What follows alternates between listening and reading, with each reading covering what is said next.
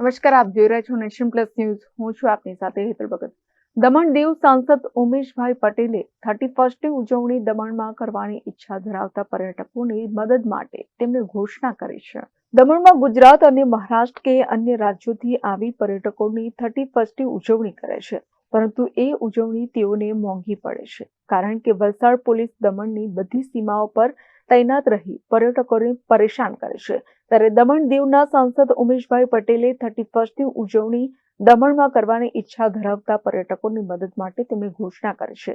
પર્યટકોને દમણની હોટલમાં રહેવું પોસાતું ન હોય તેવા પર્યટકોએ નશાની હાલતમાં ઘરે ન જવા અપીલ કરી છે.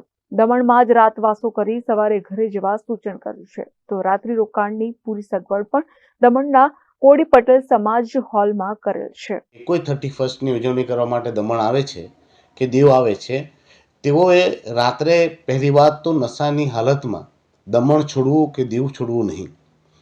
અને જો તમને કોઈ દમણમાં અહીંયાથી પાછું જવા માટે એટલું મજબૂર બનવું પડતું હોય કે અહીંયા કોઈ રહેવાની વ્યવસ્થા નથી, તો આપ સૌને વિનંતી કરું છું કે આપ મારા નંબર ઉપર કોન્ટેક્ટ કરી શકો છો અને તમને હું મારા સમાજનો જે કોળી પટેલ સમાજનો હોલ છે ત્યાં રહેવાની વ્યવસ્થા કરી આપીશ. તો એક વાતનું ધ્યાન રાખવું કે પીધેલી હાલતમાં જીવને જોખમમાં રાખીને દમણથી બહાર જશો નહીં.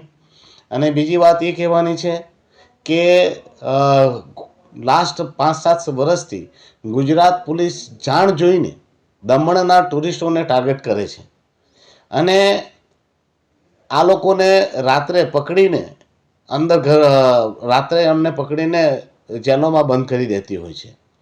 તો આ હેરાનગતિ ઘણા વર્ષોથી થઈ રહી છે, જેના લીધે અમારા ટુરિઝમને અને અમારા વેપારીઓને નુકસાન થઈ રહ્યું છે. હવે હું એ પણ કહેવા માગું છું કે ગુજરાતની પોલીસ અને વલસાડ પોલીસને કે ભાઈઓ, તમે જો ડ્રાઈવર પીધેલો હોય તો જ આવી કામગીરી કરો. સાથે ડ્રાઈવર પીધેલો ન હોય અને ગાડી ચલાવતો હોય તો પેસેન્જરોને હેરાન કરવાનું બંધ કરો. Bureau report, nation plus news. સમાચારોના સતત અપડેટ મેળવવા માટે અમારી નેશન પ્લસ ન્યૂઝની યુટ્યુબ ચેનલને સબસ્ક્રાઇબ કરો, બેલ આઇકન દબાવો અને જોડાયેલા રહો ફેસબુક, ઇન્સ્ટાગ્રામ અને ટ્વિટર પર.